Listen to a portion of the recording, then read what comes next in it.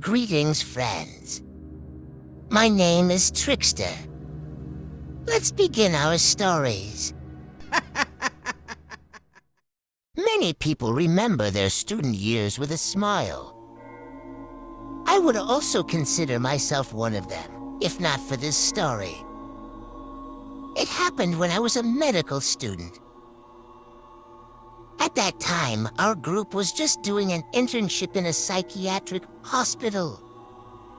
I was a little nervous as we were supposed to be in the adult male unit that day. And then the nurse finally opened the first doors. Then there was a small corridor, a couple of rooms for staff and another door. They were also under lock and key and completely opened access for us to the department. When I entered there, I saw how mentally ill people move freely there. But their freedom was limited by the nurses, who kept a close eye on everything. Well, especially dangerous patients were sitting in individual rooms. There was a huge round table in the center of the room. We sat there together with the university professor. To be honest, I already felt uncomfortable at the time. When you sit at the table and sick people walk behind you from time to time. Looking back, I could only see the blank look on their faces. Every second I was afraid that one of them would simply cling to me like a beast, and no one would be able to help me. And finally, from the room in the far corner, one of the especially dangerous patients, whom I mentioned earlier, was taken out.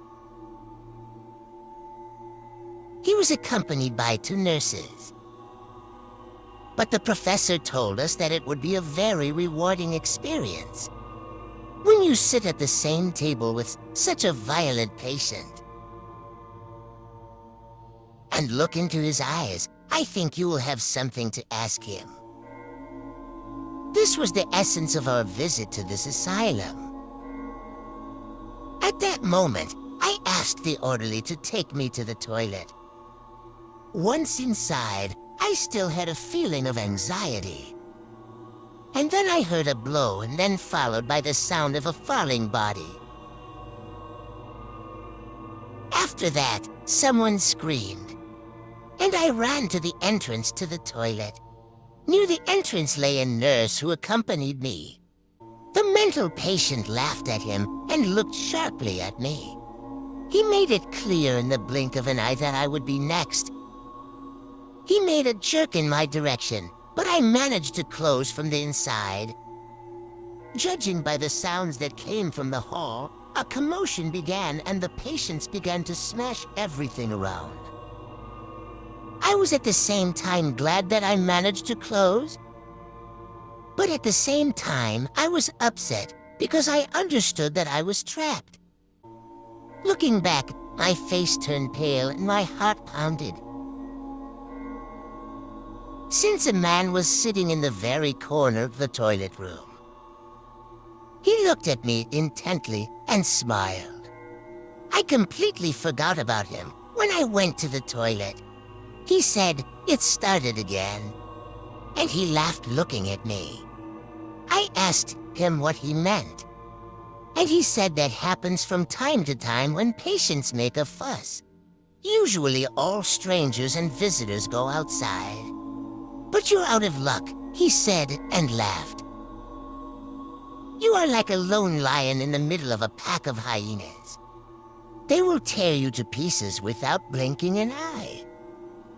The screams slowly subsided, and I heard a knock on the door.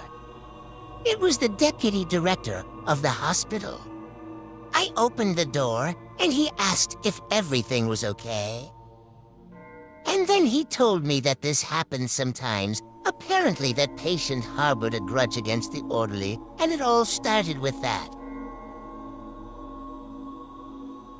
I returned to my classmates. Fortunately, none of them were seriously injured. But who knows what might have happened if I had been on the other side of events.